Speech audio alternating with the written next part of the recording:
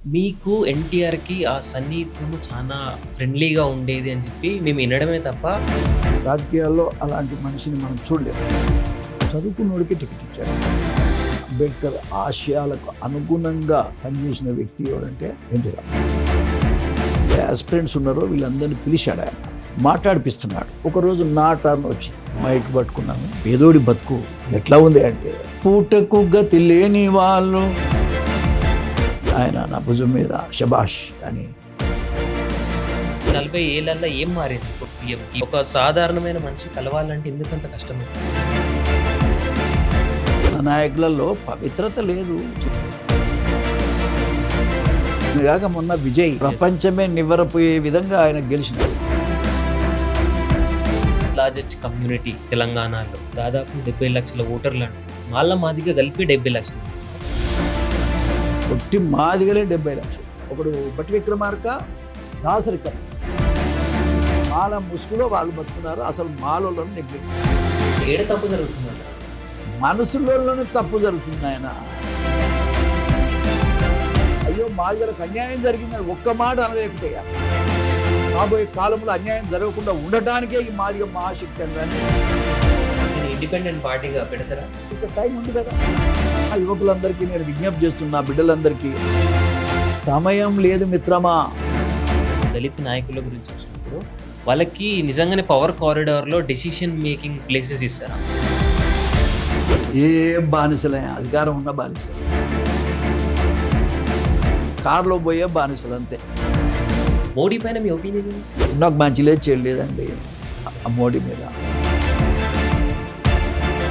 నువ్వు ఇంట్లోకి రానియవు, బడికి రానియవు, ముట్టుకోవు, ఎక్కడ మమ్మల్ని కూర్చోనియవు.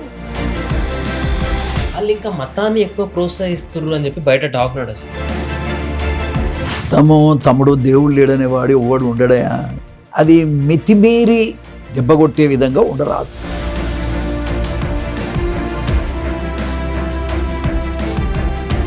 సరే, 30 ఏళ్ళు మీరు ఎమ్మెల్యేగానే ఉన్నారు, మినిస్ట్రీ పదవులు ఉన్నాయి, పెద్ద పెద్ద లీడర్లను కలిసారు.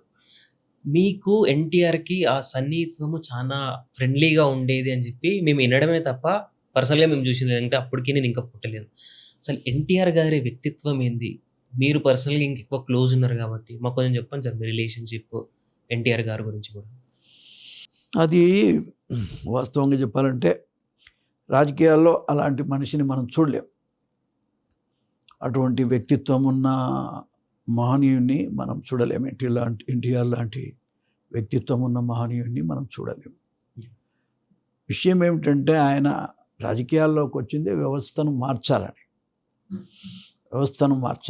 అప్పుడున్న వ్యవస్థను మార్చాలి, ఒక కొత్త సిస్టమ్ను క్రియేట్ చేయాలని ఆయన వచ్చాడు. అందుకని ఇప్పుడు మీరు చూడండి, పాలిటిక్స్ విషయానికి వస్తే చదువుకున్నోడికే టికెట్ ఇచ్చాడు. అంతకుముందు చదువుకున్న వాళ్ళకి టికెట్ ఇచ్చేవాళ్ళు, ముఖ్యంగా ఎస్సీలు బీసీలలో చదువుకున్న వాళ్ళకి టికెట్ ఇచ్చేవాళ్ళు కాదు. ఏదో బర్ల కాడ ఉండే వాళ్ళని తీసుకొచ్చి పెట్టేవాళ్ళు. తర్వాత వాళ్ళు చెప్పితే వినే మనుషులను పెట్టుకునేవాళ్ళు.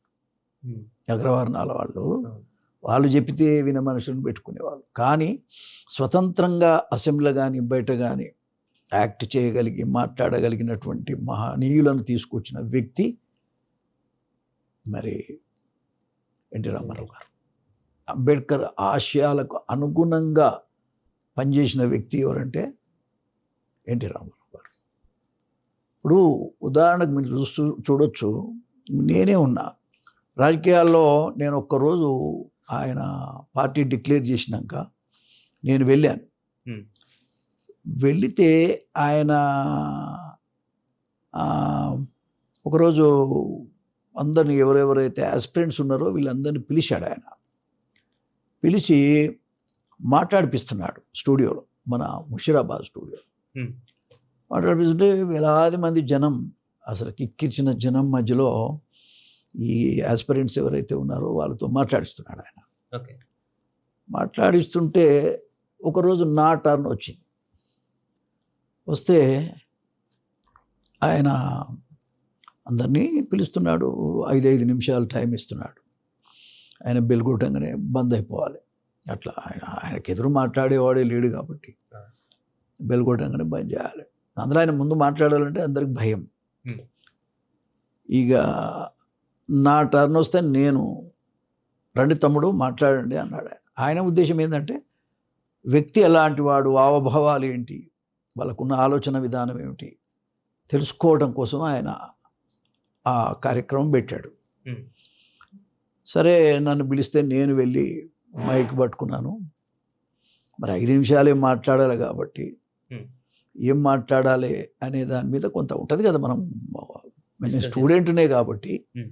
కొంత భయము ఉంది. రెండోది నేను కాలేజీ ప్రెసిడెంట్గా గెలిచాను Hmm. వితౌట్ ఎనీ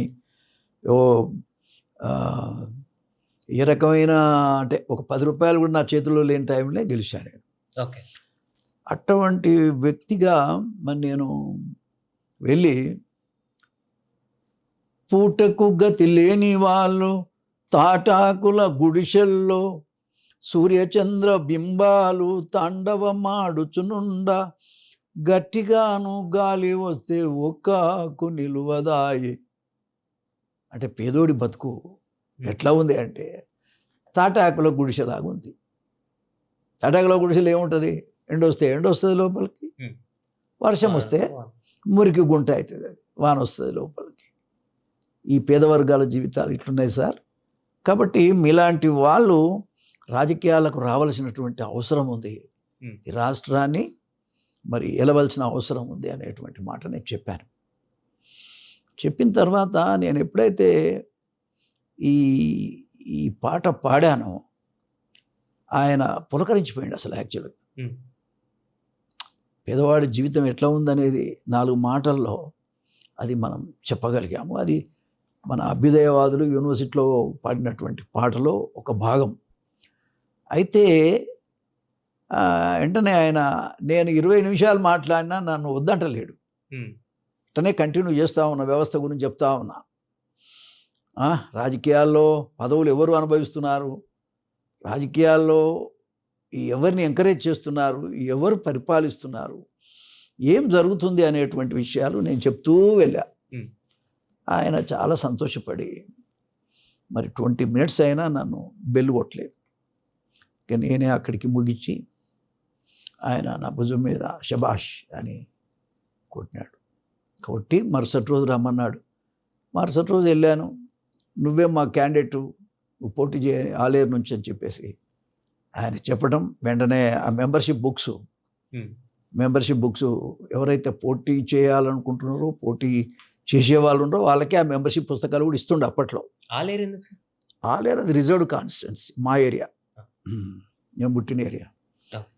అయితే అంత ఈజీ ఎవడన్నా టికెట్ ఇస్తాడా ఇప్పుడు చెప్పండి మీరు? ఎస్సీలకు ఇయ్యరు, ఎస్టీలకు ఇయ్యరు, బీసీలకు ఇయ్యరు. వాడు ఏమి ఇస్తాడు, మనం ఏమి ఇవ్వాలి, అర్థం కాలే. కాబట్టి ఇంత దోపిడీ వాతావరణం మళ్ళా వచ్చింది. ఎన్టీ రామారావు కోరుకున్న వ్యవస్థ వేరు, జరుగుతున్నటువంటి బీసీలకు కానీ, ఎస్సీలకు కానీ, ఎస్టీలకు కానీ ఎంకరేజ్ చేసింది ఆయన. బీసీలకు ఆ రోజులలోనే 20% రిజర్వేషన్స్ లోకల్ బాడీస్లో ఇచ్చినటువంటి పరిస్థితి. మహిళలకి 9% ఇచ్చినటువంటి పరిస్థితి. అదేవిధంగా మహిళలకు అంబేద్కర్ కోరుకున్నటువంటి మరి ఆస్తిలో సమానమైన హక్కు, మొగోళ్లకు అన్నదమ్ములతో సమానమైన హక్కు మహిళలకు ఇచ్చేటువంటి హక్కు కల్పించింది ఎన్టీ రామారావు. ఇవాళ అందరూ దాన్ని పాటిస్తున్నారు. కాబట్టి మరి మాండలిక విధానం పేదవాడు జిల్లాకు పోవాలి, లేదంటే ఒక తాలూకాకు పోవాలంటే చాలా కష్టం. ఎందుకు అంత బాధ ఎందుకని చెప్పేసి మాండలిక విధానం తీసుకొచ్చి ప్రజల దగ్గర పరిపాలన సాగేటట్టుగా ఎంఆర్ఓ ఆఫీసు, ఎండిఓ ఆఫీసు, తర్వాత ఎస్ఐ, ఇవన్నీ ఆఫీసులన్నీ ఒక చోట చేర్చినటువంటి గనుడు ఎన్టీ రామారావు గారు. కాబట్టి పేదవాడికి, పేద రైతుకి, పేద కూలికి కూడా దగ్గరుండే ప్రభుత్వాన్ని ఏర్పాటు చేసినటువంటి వ్యక్తి ఎన్టీ రామారావు. పరిపాలనలో పూర్తిగా ప్రజల వద్దకే పాలన అనేటువంటి దాని మీద 5 ఏళ్లకు కూడా ఒక ఎమ్మెల్యే మరి ఊళ్ళలోకి పోయేవాడు కాదు. ఎమ్మెల్యేని అసలు చూసేవాళ్ళు కాదు ప్రజలు గతంలో. కాబట్టి మరి అటువంటిది ప్రతిరోజు జనం మధ్యలో ఉండేటట్టుగా ఎమ్మెల్యేలను ఆయన ఆ విధంగా ప్రోత్సహించారు, ఆ విధంగా తిరిగారు ఎమ్మెల్యేలు. ఇప్పుడు ఇప్పుడు అన్ని పార్టీలలో కూడా తిప్పుతా ఉన్నారు. కారణం ఏంటంటే దానికి పునాది ఎన్టీ రామారావు గారు. యాక్సిస్ అంత దగ్గర ఉండేదా సార్ అంత దగ్గర, అవును, యాక్సెస్ అంత దగ్గర ఉండేది. ఆయన బయటికి వెళ్ళినట్టే ప్రతి వ్యక్తిని కలిసేది, అందరితో మాట్లాడేది, వెళ్ళేది. పరిపాలనలో ఏ రకమైన అవినీతి లేకుండా చూసినటువంటి మహానుభావుడు ఆయన. కాబట్టి మరి బ్రహ్మాండమైనటువంటి రిజల్ట్స్ కూడా వచ్చినాయి. ఈ గురుకుల పాఠశాలలు కానీ ఈ ఎడ్యుకేషన్కు చాలా వాల్యూ ఇచ్చినాడు ఆయన. ఆ రోజు డబ్బు లేదు బిడ్డ, డబ్బు ఉంటే అది వేరు. ఆ రోజులో డబ్బే లేదు, ఏదో కొద్దిపాటి డబ్బు ఉంటే దాంతో 2 రూపాయల కిలో బియ్యం కానీ, ఇళ్ళ నిర్మాణం కానీ. అసలు ఇళ్ళ సిమెంట్ అనేది ఎన్టీ రామారావు వచ్చిన తర్వాతనే సిమెంట్ చూసిన నేనైతే, సిమెంట్ ఇల్లు మరి. కాబట్టి అప్పుడంతా గుణపెంకలు గుడిసెలే కదా. అటువంటి ఇండ్లను సిమెంట్ ఇండ్లనుగా ఏర్పాటు చేసి వర్షం వచ్చినా వాన వచ్చినా ఏదొచ్చినా ఎండొచ్చినా తట్టుకునే శక్తి ఉన్నటువంటి ఇండ్లను నిర్మించి పేద ప్రజలకు పంచిచ్చాడు ఆయన. అది ఎవరి వల్ల అవుతుంది? ఆ మహానుభావుడు ఏర్పాటు చేసినటువంటి నిర్ణయాలే ఇప్పటికి కొనసాగుతున్నాయి తప్ప మరేమి కాదు. పెన్షన్లు ఆయన ఇచ్చినాయే. కాబట్టి నేనేమంటా అంటే మనిషి త్యాగ పురుషుడైన వాడు లీడర్గా ఉండాలి, త్యాగం చేయగలిగిన వాడు ఉండాలి. సంపాదన కోసం బతకకూడదు. సంపాదన కోసం బతికినోడు లీడరే కాదు. పరిపాలన చేస్తున్నామని వాళ్ళు అనుకుంటుండొచ్చు, కానీ చరిత్రలో అవినీతి అక్రమాలు చేసిన వాళ్ళకి ప్లేస్ లేదు అసలు, వినరా? కాబట్టి ఆయన నీతివంతమైనటువంటి పరిపాలన ప్రజలకు అందించగలిగాడు, ప్రజలకు దగ్గరగలిగాడు. అది ఆయనలో ఉన్న గొప్పతనం. ఆయన పర్సనల్గా ఎట్లుంటుంది సార్? ఇప్పుడు మీ అయితే లీడర్షిప్ క్వాలిటీస్ చెప్పిండో ఇదంతా పబ్లిక్ ఫిగర్, పర్సనల్గా of camera, of the people, of the leadership ఏముంటుంది ఆయనది? అంతా ఒకటే, అంతా ఒకటే. అంతా ఇప్పుడు ఉదాహరణకి నేను ఇప్పటికి నాకు మ్యారేజ్ కాలే 85లో. కాకపోతే ఎన్టీఆర్ దగ్గరికి వెళ్ళి ఇట్లా అమ్మాయి చూసుకున్నా సార్, మ్యారేజ్ చేసుకోవాలనుకుంటున్నా అని చెప్పా. ఏం చదివింది అమ్మాయి అంటే డాక్టర్ అని చెప్పాను. అట్లనా? డాక్టర్ అమ్మాయి దొరికిందా? మీ కులంలో దొరకడం గొప్ప విషయం, చాలా సంతోషం. ఓకే, మరి ఎప్పుడు చేసుకుందాం అనుకుంటున్నాం అంటే మీరు పెట్టిన డేట్కే చేసుకుంటా సార్ అంటే ఆయన కాగితం తెప్పించి అప్పుడే క్యాలెండర్ తెప్పించి ఆయన బ్రహ్మాండంగా చూస్తాడు ఇవన్నీ ముహూర్తాలు ఇవన్నీ చూసి నాకు మ్యారేజ్ ముహూర్తం ఇంతకుముందు నువ్వు చెప్పినావు కదా, April 27th మ్యారేజ్ ముహూర్తం పెట్టినాడు ఆయన, రాసిచ్చినాడు ఆయన చేతితో. రాసి ఇవ్వటమే కాదు, మ్యారేజ్ హాల్ బుక్ చేసినాడు, వెంకట్రామరెడ్డి హాల్, ట్యాంక్ బండ్ కింద ఉంది. తర్వాత బుక్ చేయటమే కాదు, ఆయన వచ్చినాడు. ఆ వారు వచ్చి 1 గంట సేపు నా పెళ్ళిలో కూర్చున్నాడు. ఆ తర్వాత మరుసటి రోజు మరి ఆయన ఇంట్లో హ్యాబిట్స్లో డిన్నర్ ఇచ్చినాడు. అదంత అదృష్టం నాకు ఇచ్చినాడు ఆయన, ఆ గొప్ప మనిషి. అంటే పేదవాళ్ళకి ఎంత దగ్గరగా ఉంటాడని చెప్పటానికి ఆ ఫోటోనే నిదర్శనం. అక్కడ ఉన్న ఫోటోనే, ఈ ఫోటో రేర్ ఫోటో, అది ఎవరి దగ్గర ఉండదు ఆ ఫోటో. నాకు ఆ అదృష్టం కలిగింది. కాబట్టి ఒక దళితుడనైనటువంటి నన్ను అంతగా ప్రేమించి అంత ధైర్యం ఇచ్చి నాకు మైన్స్ మినిస్టరు, అదేవిధంగా ఎలక్ట్రిసిటీ మినిస్టరు, అదేవిధంగా మన social welfare minister, tourism minister, ఇవన్నీ పోర్ట్ఫోలియోలు ఇచ్చి గౌరవించినటువంటి మహనీయుడు మరి ఎన్టీ రామారావు గారిని ఈ సందర్భంగా నేను తెలియజేస్తున్నా. అటువంటి నాయకుడు రావాలి, ఆయన తరహాలో నాయకత్వాలు ఉండాలని నేను కోరుకుంటా. లేరంటే ఇప్పుడు ఎవరు నాయకులు లేరంట, ఇప్పుడైతే లేరు, 2 రాష్ట్రాలలో ఏ రాష్ట్రంలో లేరు ఆ తరహాలో. ఏం మారింది సార్? ఇప్పుడు 40 ఏళ్ళల్లో 8 టర్ములల్లో అప్పుడు ఉమ్మడి రాష్ట్రం ఉన్నప్పుడు ఎన్టీ రామారావు గారు ఎమ్మెల్యేలకే కాదు ప్రజలకు కూడా టైం ఇచ్చినప్పుడు ఈ 40 ఏళ్ళల్లో ఏం మారింది? ప్రోటోకాల్ ఎందుకు పెరిగింది? సీఎంకి ఒక సాధారణమైన మనిషి కలవాలంటే ఎందుకంత కష్టమైపోతుంది? వాళ్ళలో పవిత్రత లేదు కాబట్టి, చిత్తశుద్ధి లేదు కాబట్టి, ఉన్న నాయకులలో పవిత్రత లేదు, చిత్తశుద్ధి లేదు, పరిపాలన త్యాగాలు లేవు. పర్సనల్ త్యాగం చేస్తేనే కదా, పర్సనల్ త్యాగాలు లేవు కాబట్టి సాధ్యం కాదు. ఆడంబరం, అట్టహాసం, ఆయన పోతుంటే అందరూ చూడాలి, ఆయన పోతుంటే అందరూ ఆగాలి, ఇదేం సాంప్రదాయం? నేను కాక మొన్న విజయ్ అనే వ్యక్తి అసలు ప్రపంచమే నివ్వరపోయే విధంగా ఆయన గెలిచినాడు. విన్నారా? 2 బలమైన పార్టీలను దెబ్బ కొట్టగలిగి రాగలిగారు. ఎందుకంటే ప్రజలు విసిగిపోయి మరి ఒక కొత్త సాంప్రదాయాన్ని సృష్టించారు. నాయకుడిని కూడా వాళ్ళు తయారు చేయగలిగారు ప్రజలు ఓట్ల ద్వారా. ఇవాళ ఆయన చూశాను నేను పేపర్లో టీవీలో చూస్తే దారి వెంబడి పోతుంటే ఎవరు ఆపడానికి వెళ్ళలేదు, ఆయన లైన్ ఆయన ఏర్పాటు చేసుకొని వెళ్ళిపోతున్నాడు తప్ప ఎక్కడ కూడా ఆగాలనేది కనబడటం లేదు.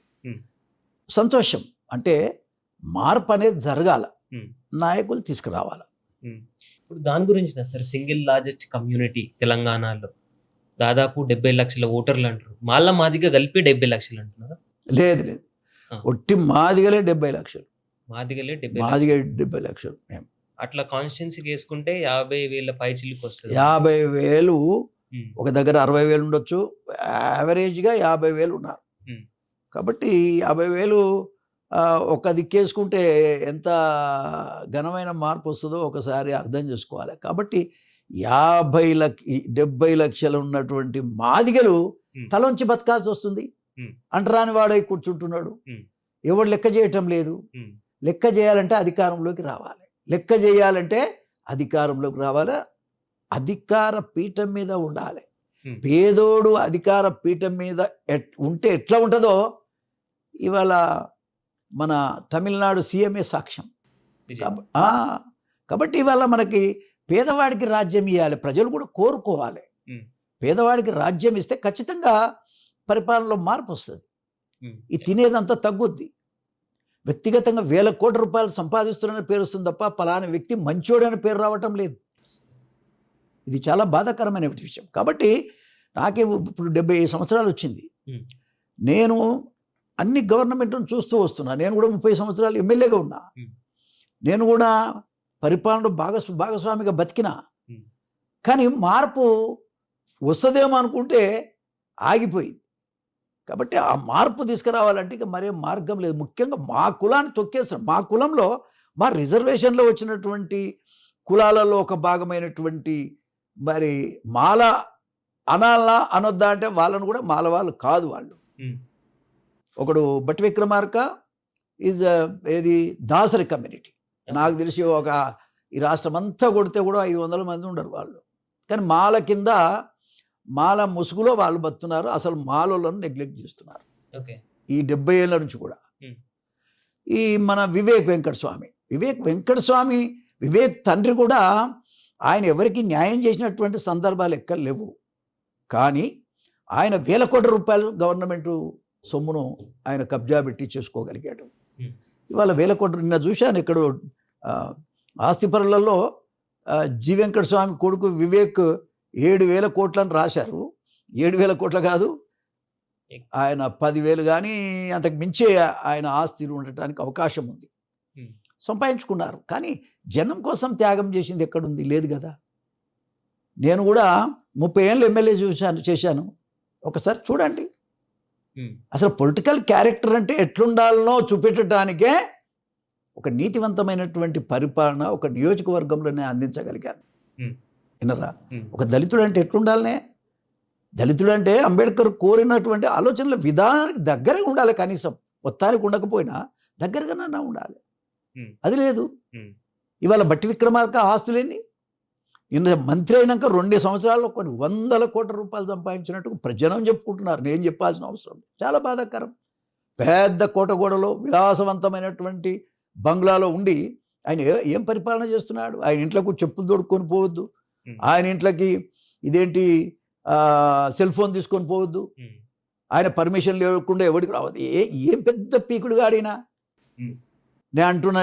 మనం పేదోళ్ళమయ్యా, గడిలో ఉండాల్సిన అవసరం ఉంది. అగ్రవర్ణాలను విమర్శించినటువంటి మనం అగ్రవర్ణాల కంటే ఎక్కువ అవినీతి పరులమైతే ఏమంటారు? ప్రజలు ఏమంటారు? ఇదంతా న్యాయం. ఇప్పటికైనా బట్టి విక్రమార్క మా దళితుడు కాబట్టి చెప్తున్నా, ఆ బంగ్లా వదిలిపెట్టి బయటికి రా. బయటకు వచ్చి మామూలుగా అందరు మంత్రులు అంటుండ్రాదు. రెడ్లంతానేమో మామూలుగా అలాట్ చేసిన బంగ్లాలు ఉంటే ఈయన మాత్రం ఒక స్పెషల్ కేసీఆర్ ఉండిన బంగ్లాలో ఉండాలన్న కోరిక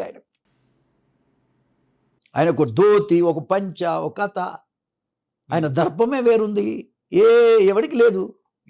అది మంచిది కాదు కదా. నేను అనేది నాకేం ఈర్ష్య లేదు, ఆయన ఉంటే నాకు కొంచెం నష్టం లేదు. కానీ ఈ తరహా ఉంటే నీ మంత్రి పదవి ఎవరికి ఉపయోగపడుతుంది అంటే ధనవంతులకు ఉపయోగపడుతుంది, భూస్వాములకు ఉపయోగపడుతుంది.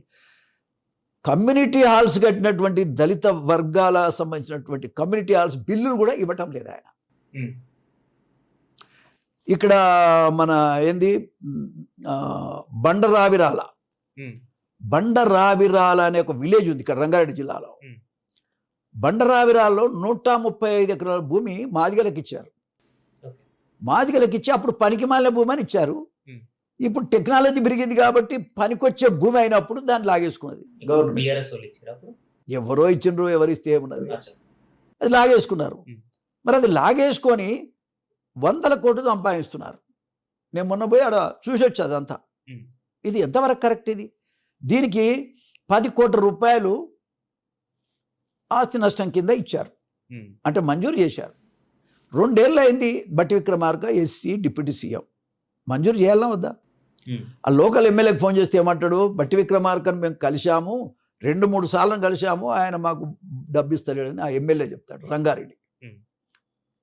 ఎంతవరకు ఇది ఈ వ్యవస్థలో మనం ఉండి కూడా మనం చేసుకోకపోతే ఇక మనం రాజ్యానికి ఎందుకు రావాలి? భాగస్వామ్యంలో భాగస్వాములుగా ఎందుకు ఉండాలి రాజ్యాధికారం?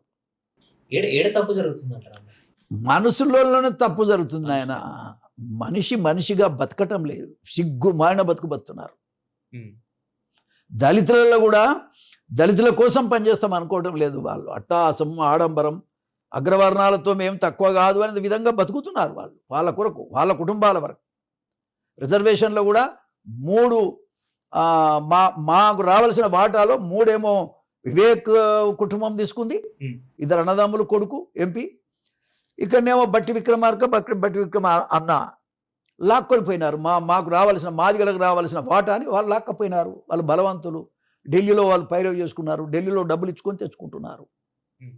మేము ఎట్లా బతకాలి చెప్పండి, మీరే చెప్పండి.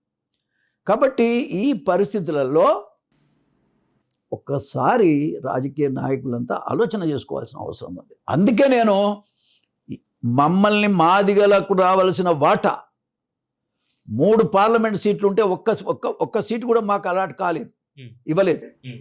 బట్టి విక్రమార్క లాంటి వాళ్ళు డిప్యూటీ సీఎం స్థాయిలో ఉన్నటువంటి వ్యక్తులు అయ్యో మాదిగలకు అన్యాయం జరిగిందని ఒక్క మాట అనలేకపోయారు.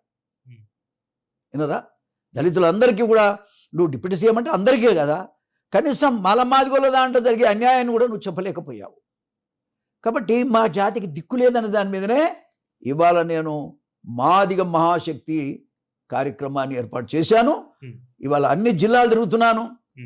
ఈ అన్యాయాన్ని పోగొట్టడానికి, రాబోయే కాలంలో అన్యాయం జరగకుండా ఉండటానికే ఈ మాదిగ మహాశక్తి అనే దాన్ని నేను ఏర్పాటు చేశానని కూడా ఈ సందర్భంగా నేను తెలియజేస్తున్నా. ఖచ్చితంగా రాబోయే కాలంలో మాదిగల రాజ్యం రాబోతున్నదని కూడా మరొకసారి సందర్భంగా నేను తెలియజేస్తా ఉన్నా. నేను ఎందుకు ఊరుకోవాలండి? నేను ఊరుకోనే మనిషిని కాదు. తలొంచి బతకటం నాకు ఇష్టం లేదు. ఇలా మాదిగ కులాన్ని చిన్న చూపు చూస్తున్నారు, అంటరాని వాళ్ళుగా చూస్తున్నారు. అవకాశాలు లేవు, వచ్చిన అవకాశాలు ఇతరులు గుంజుకుంటున్నారు, లాగేసుకుంటున్నారు. దీనికి అరికట్టే నాదుడు లేడు. కాంగ్రెస్ గవర్నమెంట్లో మన రేవంత్ రెడ్డి గారు అరికట్టాలి, ఆయన కట్టలేని పరిస్థితి. ఎన్నడూ జరిగినటువంటి అన్యాయం మా కులానికి జరిగింది. కట్టలేని పరిస్థితి ఆయన ఏం చేయలేకపోతుండు కదా. మరి ఆయన ఏమైనా చేయగలిగితే ఒక సీట్ అన్న మాకు రావాలి కదా. మాకు లోకసభలో లేదు సీటు, రాజ్యసభలో లేదు సీటు, అదేవిధంగా అసెంబ్లీలో లేవు సీట్లు, నామినల్కి ఇచ్చారు. కాబట్టి మాకున్న జనాభా ప్రాతిపదిక మీద మాకు ఇవ్వలేనటువంటి పరిస్థితిని, నేను సహించలేనటువంటి పరిస్థితుల్లోనే నాకు ఈ 70 సంవత్సరాల వయసు అయినా సచ్చినా పర్వాలేదు నా జాతి కోసం ఈ యొక్క వాస్తవాలు బయట ప్రపంచానికి చెప్పాలనే ఉద్దేశం కిందనే నేను ఈ యొక్క మాదిగ మహాశక్తి అనేది ఉద్భవించింది. ఇది 70 లక్షల మంది ఉన్నటువంటి మాదిగలకు రాబోయే కాలంలో తప్పకుండా మాదిగల రాజ్యం రావాలనేదే నా కోరిక. ఇప్పుడు దీన్ని ఇండిపెండెంట్ పార్టీగా పెడతారా? చూద్దాం. ఇప్పుడైతే పార్టీ కాదు కానీ పార్టీ స్థాయిలోనే దీన్ని నడిపిస్తా నేను. వినరా? రాబోయే కాలంలో ఇంకా టైం ఉంది కదా.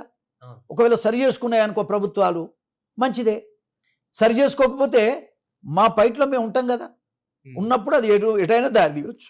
ఇంకేం టైం ఉంది? మాతో ఎందుకు లేదు, 2 years ఉంది, ఇంకా 1.5 సంవత్సరం, ఇంకా 1 year మొత్తం ప్రచారాలకు లేదు. అది వేరుగా టర్మ్ ఎంత చూస్తాం కానీ ప్రచారాలది లెక్క కాదు కదా. అయినా మరి అందుకని నేను అన్ని జిల్లాలు తిరుగుతున్నా. నేను వరంగల్ పోయాను, కరీంనగర్ పోయాను, పెద్దపల్లి పోయాను, ఇదేంది మన నిజామాబాద్ పోయాను, నేను కాక మన సూర్యాపేట పోయాను.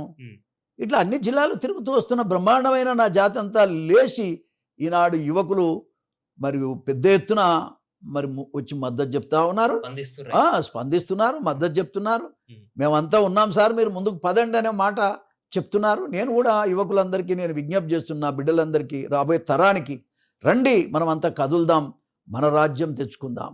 మనం ఎవరిని బతిలాడాల్సిన అవసరం లేదు. మనకి రేషన్ కార్డు, ఇల్లు, ఇవి లెక్కే కాదు, ఇవి లెక్కే కాదు. పెన్షన్లు మనమే ఇచ్చుకుందాం రండి. ఖజానా కాడ రెడ్లు కూర్చున్నారు కాబట్టి రెడ్లు రాజ్యం వచ్చింది, వాళ్ళు మంచిగా హాయి ఉన్నారు. రెడ్లంతా కమ్మోళ్ళు పంచుకున్నారు, ఖజానా కాడ ఉన్నారు కాబట్టి, ఏది మన డబ్బు పెట్టక దగ్గర ఉన్నారు కాబట్టి వాళ్ళు బతికిపోయారు. అదేవిధంగా నాగమ్మన్న వెలమలు వాళ్ళ అధికారంకి వచ్చారు, వాళ్ళ కులం బతికిపోయింది కదా. మరి మనకెందుకు అవకాశం లేదు? జనాభా లేనటువంటి వాళ్ళేమో అధికారంలోకి వస్తున్నారు, జనాభా ఉన్నటువంటి మాదిగలనేమో అనగదొక్కుతున్నారు. మాదిగలను అనగదొక్కేటువంటి ఒక దుర్మార్గమైన వ్యవస్థ ఏర్పడ్డది. ఇది మంచి పద్ధతి కాదు. ఎవరి కాళ్ళు ముందుకు రావాలి. మీరు ముందుకు వచ్చి మీ యొక్క సీట్లను మీరు వదులుకోవాలి. బట్టి విక్రమార్క వాళ్ళ అన్నను రాజీనామా చేపిస్తాడా, ఆయన రాజీనామా చేస్తాడా? వివేకానంద నువ్వు రాజీనామా చేస్తావా, మీ కొడుకును అదేవిధంగా మీ అన్నను రాజీనామా చేపిస్తావా? ఎవరు ఒకరు ఉంటే భరిద్దాం, ఒకరుంటే భరిద్దాం. కానీ ఇద్దరు ముగ్గురికి లాగేసుకోవటం ఏంది? మీకున్న పలుకుబడి ఏంది? మీరు చేసిన సేవ ఏంది? మంది కొంపలు ముంచడం తప్ప మీకున్న సేవ ఏంది? నా నిరుపేదలైనటువంటి మాలల బతికేంది? నా నిరుపేదలైనటువంటి నా మాదిగల బతికేంది? నా మాదిగల సీట్లు లాక్కున్న వ్యక్తులకు తగిన గుణపాఠం చెప్పాలనేది కూడా నా ఉద్దేశం. దీనికి కారకులైన వాళ్ళని ఎవరిని రాబోయే కాలంలో మేము వదిలిపెట్టాం. ఇప్పుడు కారకులు అంటానే ఇప్పుడు జనాభాలో ఎక్కువ ఉన్నారు, మనకి నాయకత్వం కావాలనుకుంటారు. జనాభా ఎక్కువ ఉన్నందుకే చీలికలు ఎక్కువ జరుగుతున్నాయి అని నేను అనుకుంటున్నాను. ఎందుకంటే ఇప్పుడు బహుజనవాదాన్ని తీసుకుపోయేటోళ్ళు, మన మాదిగవాదాన్ని తీసుకుపోయేటోళ్ళు, సపరేట్ కమ్యూనిటీస్ ఉన్నాయి, సపరేట్ పార్టీస్. ఎవరైనా అందరు ఒక తాటి మీదకే ఉండాలంటే సాధ్యం కాకపోవచ్చు. సాధ్యమయ్యేటట్టు చేద్దాం. మొదటిసారి కదా నేను ఈ నినాదాన్ని తీసుకున్నది. మరి ఇవాళ ఒక మాట చెప్పాలంటే, నేను జెండావిష్కరణ రోజు నేను మాట్లాడిన స్పీచ్ 24 గంటల్లో 10 లక్షల మంది చూశారు. నేను బస్సు యాత్ర చేస్తానని ఒక పోస్టింగ్ పెడితే 22 లక్షల మంది చూశారు. మొత్తంగా నా వీడియోలన్నీ కలిసి ఒక 50 లక్షల మంది చూశారు. నేను ఊహించానా? అసలు నేనే ఆశ్చర్యపోతున్నా. ఇంట్లో ఉంటే సిగ్గు అనిపిస్తుంది. జనమేమో అట్లా కోరుకుంటున్నాడు. అంత స్పందన ఇవాళ మనం చూడగలుగుతున్నాం. మరి దీన్ని ఖచ్చితంగా మరి ముందుకు తీసుకెళ్లాల్సిన అవసరం ఉంది. జనబలం, ప్రజల బలం తప్పకుండా నాకు ఇస్తామని చెప్తున్నారు. యువకులంతా నువ్వు ఏమి ఇబ్బంది పడకు, నేను మీకు ఇస్తాననే మాట కూడా చెప్తున్నారు. కలుపుకొని వెళ్తారా అన్న? ఇప్పుడు కవితక్క బహుజనవాదాన్ని పట్టుకుంది, వాళ్ళెవ్వరు కూడా నాకేం సంబంధం లేదు. నాకు నేను చెప్పిన ఇప్పుడు ఆ విషయాల గురించి నేను మాట్లాడదలుచుకోలేదు. నా కులాన్ని ఏకం చేసినాక అప్పుడు మాట్లాడతాను. నా కులాన్ని ఒక తాటి మీద తీసుకొచ్చినాక, మాదిగ జాతినంతా ఒక్క తాటి మీద తీసుకొచ్చి ఒకే నినాదాన్ని వినిపించి ఈ రాష్ట్రంలో మంటలు మండిస్తా. ఈ రాష్ట్రంలో మేము లేకుండా, పోయినసారి కేసీఆర్కు వ్యతిరేకంగా మాదిగలంతా వన్ సైడెడ్గా వేస్తేనే కదా మన రేవంత్ రెడ్డి గారు ముఖ్యమంత్రి అయ్యారు. విన్నరా? అదేవిధంగా అంతకు ముందు కూడా తెలంగాణ పోరాటంలో అత్యధిక జనం ఎవరంటే మాదిగ కమ్యూనిటీ ముందుకు వస్తేనే కదా తెలంగాణ వచ్చింది. రోడ్ల మీద కూర్చున్నది, పండుకున్నది వాళ్ళే కదా. 12,000 మంది 1,200 మంది చనిపోయారు ఉద్యమాల్లో, పేద వర్గాలే కదా. కాబట్టి ఆ పేద వర్గాల ఒక మాట చెప్పాలంటే వాళ్ళకి ఏమి ఇచ్చారండి? రాజ్యాలు వెళ్తున్నారు కానీ వాళ్ళకి ఏమి ఇచ్చారు? ఎవడు గుర్తించాడు? అసలు ఎవడు గుర్తించిన వాళ్ళు లేడు, ఎవడు వాళ్ళని దగ్గర తీసుకున్న వాళ్ళు లేడు. వినరా? కాబట్టి అలాంటి ప్రేమ ఇవ్వగలిగినటువంటి పరిస్థితుల్లో తెలంగాణ ఉండాలి. తెలంగాణ ఏం తెలంగాణ ఏం వచ్చింది తెలంగాణ వల్ల? ఎవరైతే ప్రాణాలు ఇచ్చారో వాళ్ళ గురించి అన్నా ఆలోచించారు అయితే మీరు. వినరా? కాబట్టి ఇవాళ తెలంగాణ రాజ్యం వచ్చింది, అయిపోయింది, చాలా సంతోషం. కానీ వాళ్ళకి ఇచ్చింది ఏంది? మీరు కుర్చీ మీద కూర్చున్న వాళ్ళు ఏమి ఇచ్చినారు, ఏం చేస్తున్నారని కూడా ఈ సందర్భంగా నేను అడుగుతా ఉన్నా. ఇది చాలా మోసం, దుర్మార్గం. ఇప్పుడు దళిత్ నాయకులు, నేను అనేది ఏంటంటే, నువ్వు చెప్పినటువంటి వాదాలు అన్నీ కూడా బయటికి రావాలి, బలహీన వర్గాల వాదం రావాలి. అదేవిధంగా నేను చెప్పేటువంటి మా మాదిగ శక్తి 70 లక్షల మంది నేను ఏకం చేసుకుంటూ వస్తున్నా.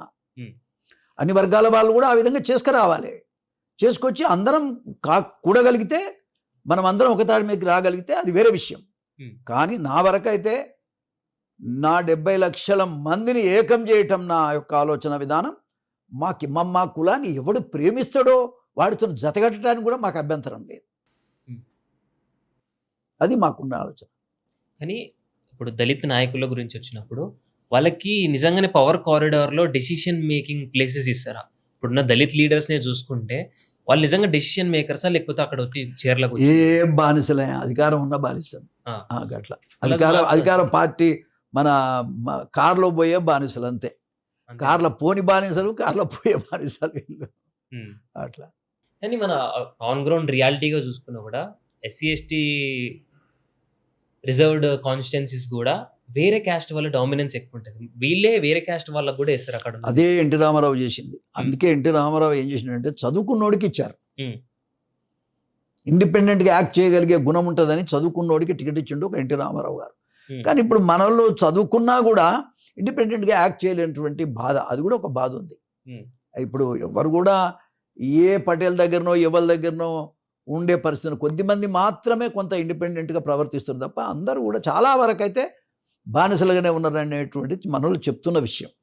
కాబట్టి ఇవాళ మార్పు వచ్చింది. కొంత చదువుకున్న తమ్ముళ్ళు అన్నలు రావటం వల్ల మార్పు వచ్చింది, రాలేదని చెప్పలేను, కానీ ఇంకా రావాల్సినటువంటి అవసరం. కానీ రాష్ట్రంలో కానీ దేశంలో కానీ ఒక దళిత్ నాయకుడిని దళిత్ నాయకుడు లాగా చూడకుండా ఒక నాయకుడు లాగా చూసే పరిస్థితి వస్తుంది. అదే మోత్కుపల్లి నరసింహులు గారు 83 నుంచి దళిత నాయకుడే కాదు అన్ని వర్గాలకు నాయకుడుగా బతికాను. అన్ని వర్గాలకు.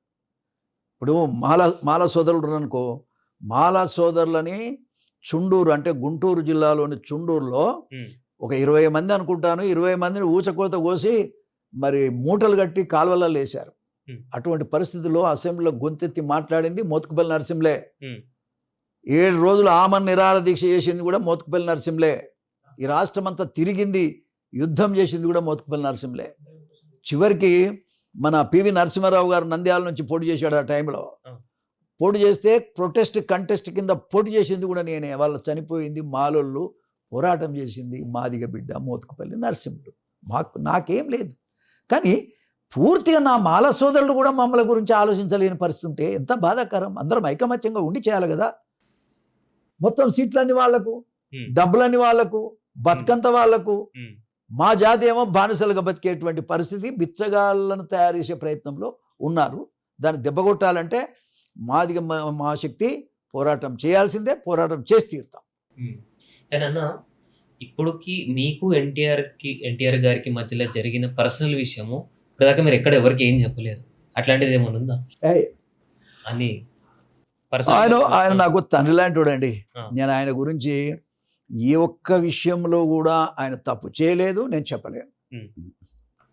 ఆ తప్పు అని అంటలే అన్న, ఆయన మీకు అడ్వైజ్ ఇచ్చింది కానీ ఇవన్నీ ఆయన అడ్వైజులే.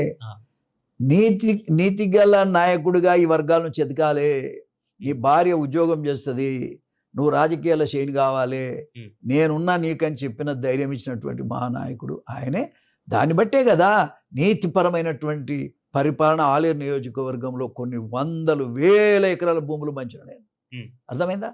తర్వాత ప్రతి కులం పలానా కులం పలానా పార్టీ అనేది కాదు, అసలు పోలీస్ స్టేషన్ల కేసే లేకుండా బతికినటువంటి నాయకుడు నేను. ఏ పార్టీ మీద కూడా ఒక్క కేసు కూడా లేదు నా మీద. చాలా మంది అనుకుంటారు నా మాటలను బట్టి ఏమో ఉందనుకుంటారు, ఏం ఉండదు. మాట్లాడితే కానీ వ్యవస్థ గురించి మాట్లాడతాను. నా వ్యక్తిగతంగా నాకేమున్నది, వాళ్ళతో ఎవరితో నాకు శత్రుత్వం ఏముంది. నేను వ్యవస్థలో మార్పు కోసం గట్టిగా మాట్లాడతాను అంతే. ఇప్పుడు రేవంత్ రెడ్డి గారితో ఏం లేదు, నాకెందుకు ఉండాలి. ఆయన అదృష్టం కలిసి వచ్చింది, ముఖ్యమంత్రి అయ్యిండు. ఆ ముఖ్యమంత్రి పదవిని ఆయన కాపాడుకోవాలి, దానికి వన్నె తీసుకురావాల్సిన బాధ్యత ఆయనకుంది. రాలేకపోతే నష్టపోయేది ఆయనే, పేరు చెడిపోయేది ఆయనదే. మనదేం మనం ఎందుకు శత్రుత్వంతో ఉండాలి మనం. ఇప్పుడు ఏదైనా కన్స్ట్రక్టివ్ క్రిటిసిజం ఇద్దామంటే గవర్నమెంట్కి వాళ్ళు వచ్చి మిమ్మల్ని అడ్వైజ్ అడిగారు, ఏమేమి చేస్తే ఇప్పుడు సెట్ అవుతుంది సంవత్సరంలో అని మిమ్మల్ని అడిగారు, ఏం చెప్తారు? అది అడిగినప్పుడు చెప్పాలి. ఇప్పుడు నీతో చెప్తే ఏమొస్తుంది? ఇంటరేమో కదా. లేదు లేదు లేదు లేదు, సీక్రెట్స్ ఎందుకు చెప్పాలి? గంటలు మారుస్తా నేను, గంటల ఈ రాష్ట్రంలో గంటల మారుస్తా నేను చెప్తున్నా. అంటే వాళ్ళకు ఇప్పుడు ఫేస్ వాల్యూ, మనిషి యొక్క ఆలోచన విధానం ఉండాలి, దానికి తగ్గట్టు మన లైఫ్ కూడా ఉండాలి. అప్పుడే వ్యవస్థలో మార్పు వస్తుంది. ఎందుకు రాదండి? ఎందుకు రాదు? ఎన్ని మాటలు మాట్లాడితే అబద్ధాలే మాట్లాడితే, నిజం ఒకటి మాట్లాడరైతే. ఇన్ని స్కీమ్లు అవసరం లేదు. జనం కోరుకున్నారా? కోరుకొని హామీలు ఇస్తే అవి అమలు కావాయి. ప్రజలలో ఫెయిల్ అవుతుంటిమి. ఇంతకుముందు సోదరిమణి చూపించింది నాకు, ఊళ్ళల్లో ఏం మాట్లాడుకుంటారు గవర్నమెంట్ గురించి. కాబట్టి ఇవాళ నేను అనేది ఏంటంటే, మనము లీడర్ వేరబ్బా, లీడర్ వేరు, బిజినెస్ దారుడు వేరు. కానీ బిజినెస్ దారులే లీడర్లు అయ్యారు. ఎట్లా సాధ్యం ఇది? బిజినెస్ దారులే లీడర్ ఎట్లా? కార్పొరేట్ ఫండెడ్ పార్టీస్ నడుస్తున్నాయి. కార్పొరేట్ ఫండెడ్ పార్టీస్ నడుస్తున్నాయి. ఇప్పుడు పార్టీలకు అంత కార్పొరేషన్స్ ఏమన్నా ఫండింగ్ ఇస్తుంది, పెద్ద పెద్ద కార్పొరేట్. ఎందుకు ఫండింగ్ ఇవ్వాలి వాడు? ఎందుకు? విజయభాస్కర్ రెడ్డి గారు, ఎన్టీ రామారావు గారు, ఈవెన్ రాజశేఖర్ రెడ్డి గారు, వాళ్ళ పరిపాలనలో కొద్దిగా లొసుకులు ఉండొచ్చు, కానీ కొద్దిగా న్యాయమైతుంది. గింతే కాబట్టి డబ్బులు సంపాదించలే, భూముల వ్యాపారం చేయలే. లీడర్లే భూముల వ్యాపారం చేస్తే ఎట్లా సాధ్యం సార్? అది అంతా రియల్ ఎస్టేట్ బ్రోకర్సే. అంటే నేను ఇంకోటి ఏంటంటే, మీరు 30 ఏళ్ళ రాజకీయ ప్రచారాలకి ఓన్లీ 50,000 ఖర్చు పెట్టిరని నిన్న, అది నిజమా? 50,000 కూడా నేను పెట్టలే బిడ్డ, జనం పెట్టారు. అంటే అంత తక్కువ కాస్ట్ ఎట్లా? ఖర్చు అంటే సర్వీస్ చేసినాం కదా మనము. సర్వీస్ చేసినాం కదా. నన్ను ఎవరు డబ్బు వచ్చి అడగరే, తాగుతామని కూడా వచ్చి అడగరు. నేను ఎవరిని దాపియాను, నేను దాగను. ఇప్పుడు మనం తాగితామని దాపియాలి, నేను తాగ కదా. వాడికి వాళ్ళు కూడా అడగరు పాపం. అలేరు ప్రజలు దేవుళ్ళు నాకు, అంతే దేవుళ్ళు. ఇప్పుడు రాజకీయాలు చేయాలంటే మినిమం ఒక ఎమ్మెల్యేకి. ఇప్పుడు నీకో మాట చెప్తా, మనము ఖర్చు పెడితే అవతోడు ఖర్చు పెట్టడు. ఎవడు ఖర్చు పెట్టకపోతే ఖర్చు ఎందుకు అవుతుంది? అంటే రాజకీయ పార్టీలను ప్రక్షాళన చేయాల్సినటువంటి మన ఎలక్షన్ కమిషన్ ఏదైతే ఉందో వాళ్ళు చర్యలు తీసుకోవాలి. ప్రధానమంత్రి లాంటి మహనీయులు ఎవరైతే గద్దెనెక్కి కూర్చున్నారో వాళ్ళు చర్యలు తీసుకోవాలి, ప్రక్షాళన చేయాలి. ఇప్పుడు మొన్న 1000 రూపాయల నోటు రద్దు చేశారు. ఏమే సంతోషం, ఎందుకంటే డబ్బులు పెద్ద ఎత్తున ఒకసారి పోవు. ఇప్పుడు 500 కూడా రద్దు చేస్తామంటారు, మంచిదే. ఒకసారి తీసుకుపోవడానికి అవకాశం ఉండదు అంటున్నారు బయట. ఇంతకుముందు బ్యాంకుకు నేను ఏదో పంపిస్తే 200 రూపాయల నోట్లే ఉన్నాయంట, మిగతా నోట్లు లేవు అంటున్నారు. అదే అంటున్నా, 500 రూపాయల నోట్లను కూడా రద్దు చేస్తారని ఇంతకుముందు నాకు పార్కులు ఎవరో చెప్తున్నారు వాకింగ్లో. మోడీ పైన మీ ఒపీనియన్ ఏదో? నాకు మంచి లేదు, చేయలేదండి మోడీ మీద. ఎందుకంటే సొసైటీ పట్ల బాధ్యత లేనటువంటి వ్యవహారం నడుస్తుంది. ఇప్పుడు తను ఓకే, అతను 3 సార్లు గెలిచాడు, గొప్పోడు కాబట్టి 3 సార్లు గెలిచాడు, మనం కాదనలేము. కానీ నీకు గెలుపు ముఖ్యమా, వ్యవస్థ మార్పు ముఖ్యమా? ఏది వ్యవస్థ మార్పు ఏం చేసినారు మీరు? కుల వ్యవస్థను రద్దు చేసినారా? కుల వ్యవస్థను తీసేసినారా? మా మనోభావాలు తీర్చగలిగారా? మా అంటచబిలిటీని తీర్చగలిగారు? ఎవరు ఆ మూర్ఖుడు పెట్టినోడే ప్రశ్నించగలిగారా? వ్యవస్థను ప్రశ్నించిండా ఎప్పుడన్నా మోడీ గారు? ప్రశ్నించలే. మరి ఏం లాభం? ప్రెస్ మీట్లు ఇక ప్రెస్ మీట్లు ఇయ్యడు అట్లా. మరి దాన్ని మనం ఏమనాలి చెప్పు? పెద్ద ఆయన సరే, మనం తిట్టగలిగితే తిట్టొచ్చు, కానీ అవసరం లేదు. మారిన రోజే మారుతుండొచ్చు. మనం ఫైట్లో మనం ఉందాం. వాళ్ళు ఇంకా మతాన్ని ఎక్కువ ప్రోత్సహిస్తున్నారు అని చెప్పి బయట టాక్ నడుస్తుంది. దాన్ని మీరు ఎట్లా సమర్థిస్తారా? మీరు మతము తమ్ముడు దేవుడు లేడనేవాడు ఓడు ఉండడయా? దేవుడు సచ్చటప్పుడు అయినా అయ్యో దేవా అంటాంగా.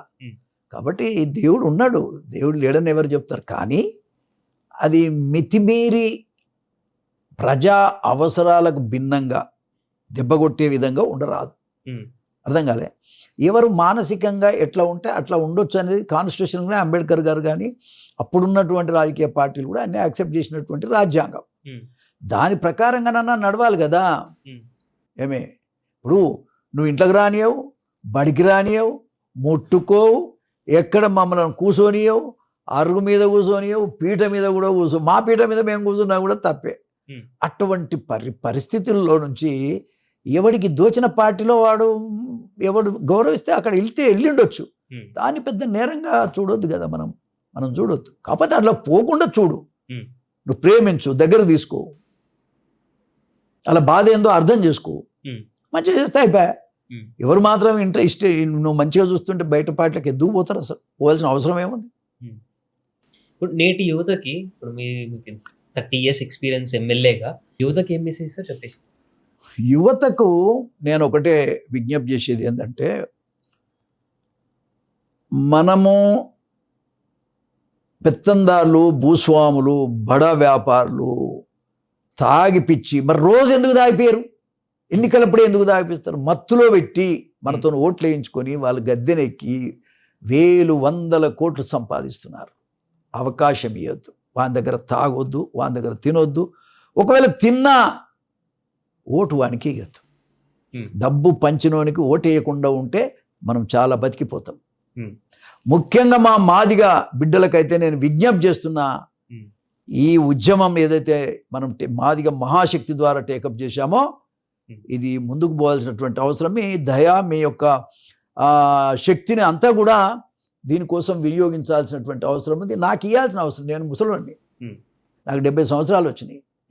నాకు శక్తిని, యుక్తిని అంతా నాకు ఇవ్వాల్సిన అవసరం ఉంది. నా బిడ్డలు, నేను ఎంతైనా పోరాటం చేస్తా. మీ యొక్క విలువలు కాపాడుతా, మీ అస్తిత్వం కాపాడుతా, మీ యొక్క రాబోయే తరానికి రాజ్యాంగంలో భాగస్వామ్యం కల్పిస్తా. అదొకటే కాదు, మొత్తం వ్యవస్థలో మన జాతీయ ఏలేటట్టు చేస్తా. కాబట్టి దయచేసి యువకులంతా, మాదిగ యువకులంతా విజృంభించాలని నేను కోరుకుంటున్నా. అంతటా కూడా బ్రహ్మాండమైనటువంటి ఊపు వస్తూ ఉంది. నేను తిరుగుతూ ఉంటే ఒక నిశ్శబ్ద విప్లవం ఉంది. ఇంకా టైం ఉంది కదా అని వెయిట్ చేస్తున్నారు. కానీ నేను మా బిడ్డలకు, మా అక్కలకు, మా తల్లులకు, మా అన్నదమ్ములకు నేను విజ్ఞప్తి చేసేది ఏంటంటే, సమయం లేదు, సమయం లేదు మిత్రమా, సమయం లేదు మా అక్క చెల్లెళ్ళారా, మా అన్నదమ్ముళ్ళారా. మనం బాగుపడే రోజు వచ్చింది. ఈ మాదిగ మహాశక్తి వచ్చింది. రంగులు మార్చే ఊసర వెల్లుల్లాగా ఉండేటువంటి నాయకులను నమ్మొద్దు. మాదిగ ఓటు మాదిగలకే, మాదిగ ఓటు మాదిగలకే. ఈ నినాదాన్ని తీసుకొని ముందుకు పోవాల్సిందిగా నేను విజ్ఞప్తి చేస్తాను.